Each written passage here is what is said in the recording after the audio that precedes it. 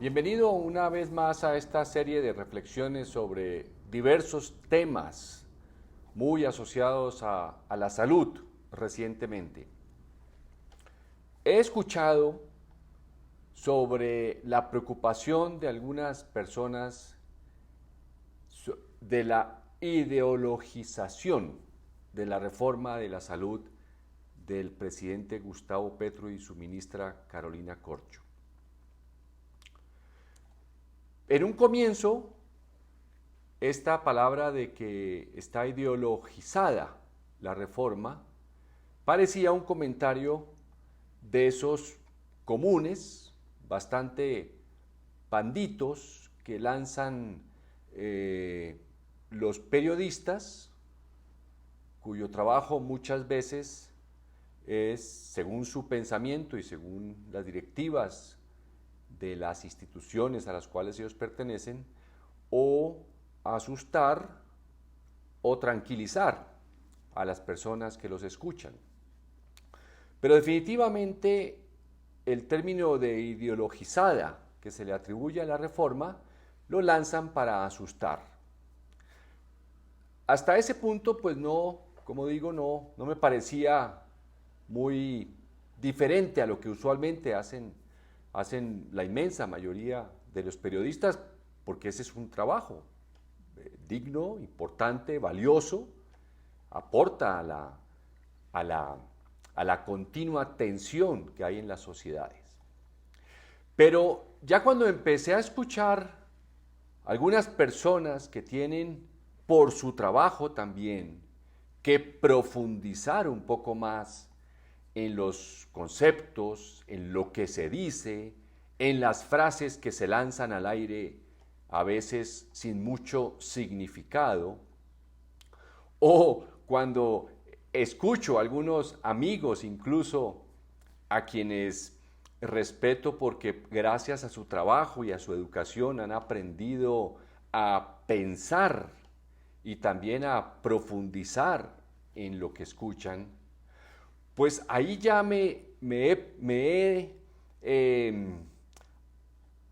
querido atender esa ya muy difusa explicación y casi que acusación sobre la ideologización de la reforma de la salud de Gustavo Petro. Aclaremos. Voy a hablar con puntuación, como lo hace muy bien el analista Mauricio Reina en su participación en el noticiero Red Más de aquí de Colombia. Primero, no hay ninguna ideología que no sea producto de unas ideas y de unas preocupaciones y de unas acciones. Luego, lo primero que tenemos que buscar es las preocupaciones que crearon las ideologías. No las ideologías, porque éstas tienen prácticamente un infinito número de interpretaciones, de aplicaciones y de entendimientos, tanto en quienes las aplican como en quienes las critican. Pero concentrémonos en un punto muy importante. Esta acusación de ideologización o que la reforma está ideologizada, la asocian principalmente a tres conceptos: la izquierda, el socialismo y el comunismo. No sé por qué todavía no se atreven a decirlo con más tranquilidad. Y la asocian porque advierten y lo hacen advirtiendo un peligro a otros. Segundo, las ideas de ciertas ideologías que han creado no solo sistemas de salud, sino sistemas de protección al trabajador en general, tienen un origen muy preciso, tanto cronológicamente, geográficamente y casi que en un número inmenso de personas que vivieron especialmente durante la primera mitad del siglo XIX, y muchos a partir de ahí comenzaron a unirse, no a esas ideas inicialmente, no, las ideas son el fruto de una serie de preocupaciones. Luego comencemos por las preocupaciones.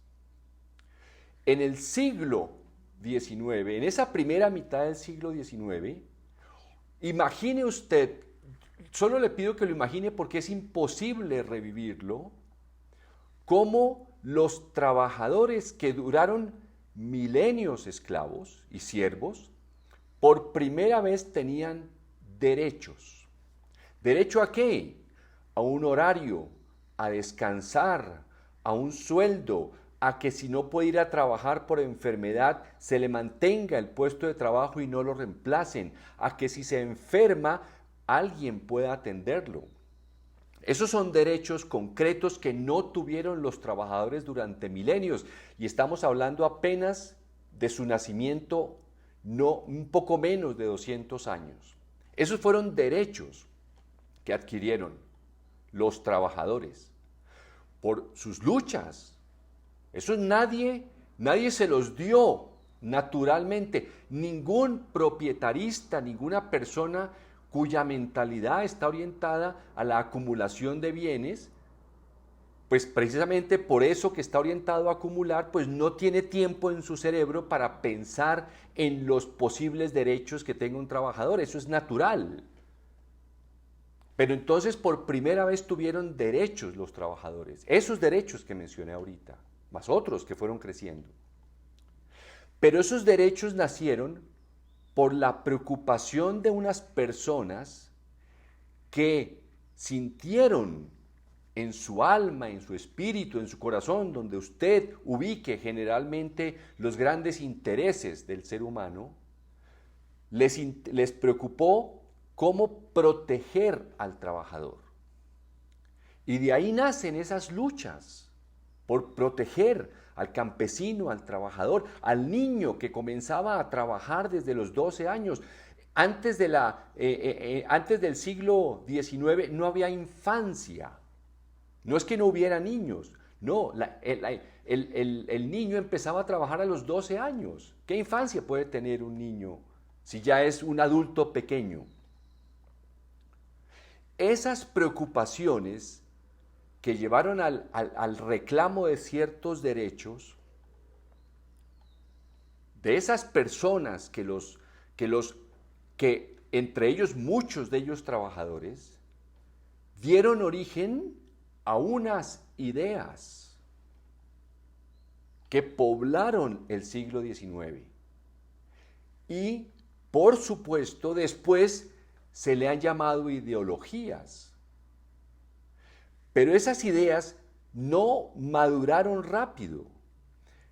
Tardaron por lo menos casi 100 años en convertirse, más que en una ideología, en una política de unas diversas naciones, políticas que al convertirse en leyes y en reglamentos, y etcétera, ya lograban de manera efectiva que al trabajador se lo protegiera.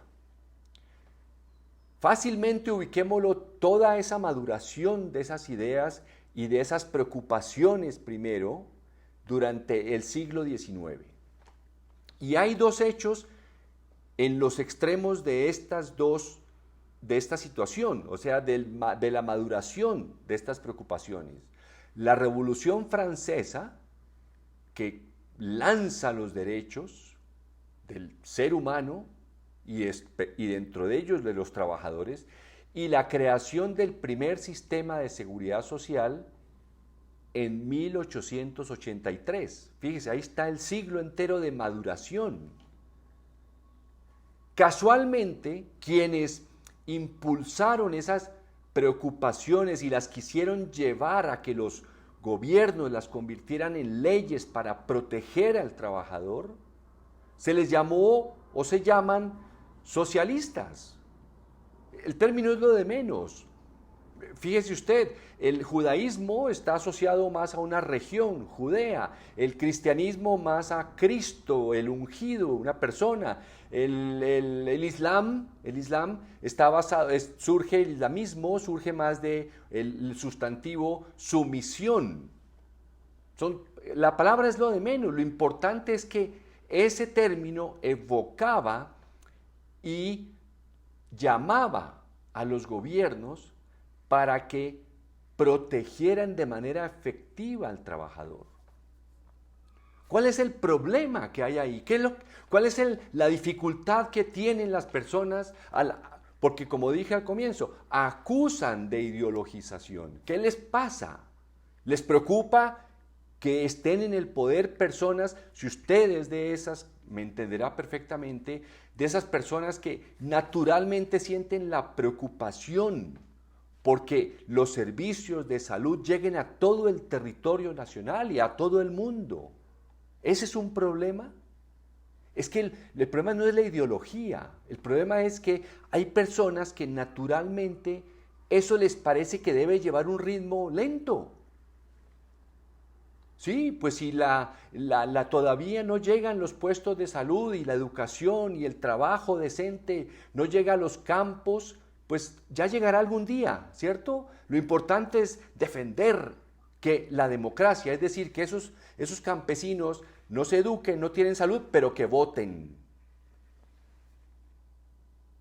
Eso es lo que llaman democracia entonces. Pues yo creo que hay que mezclarle ya a esta democracia una serie de elementos propios de preocupaciones que se convirtieron en ideas y que finalmente llegaron a ser ideologías, sí. Pero ¿por qué no pueden conversar con las personas que naturalmente sienten ese afán por llevar rápido a las poblaciones la atención de sus derechos asociados a la salud y la educación? Hay mucho que conversar, pero lo que no se puede es continuar dilatando en el tiempo y prometiendo que de la manera como desde una sola óptica se relacionan las personas, las empresas, las organizaciones, se va a ir llegando algún día lejano a que el puesto de salud llegue a las zonas más pobres del país. No, ya se ha esperado demasiado. Ese sistema de seguridad social que mencioné, que nació después de ese siglo de maduración de esas preocupaciones que se convierten en ideas y luego en ideologías, se trasladó a todo el mundo. En Colombia fue el nacimiento del seguro social a mediados del siglo XX. Tuvo su vida el seguro social y no cumplió. Se quedó muy por debajo de las expectativas. Luego vino la Ley 100. Tampoco cumplió tal como la ley lo ordenaba. He escrito libros sobre eso. Luego hay que hacer ajustes importantes porque la cuestión no es si la ideología del otro no me gusta. Eso es muy grave, porque en un país como estos, alertar de esas ideologías es hacer un llamado, enviar un mensaje muy directo a quienes tradicionalmente en esta nación colombiana han acudido incluso a la violencia para eliminar a quienes tienen, según ellos en su mente, ideologías que solo destruyen. Muy grave que personas que tienen una formación, un trabajo importante, interpongan una ideología como un elemento para no conversar, como si ellos no tuvieran la propia ideología también, su propia, y ha sido la que ha dominado durante muchas décadas.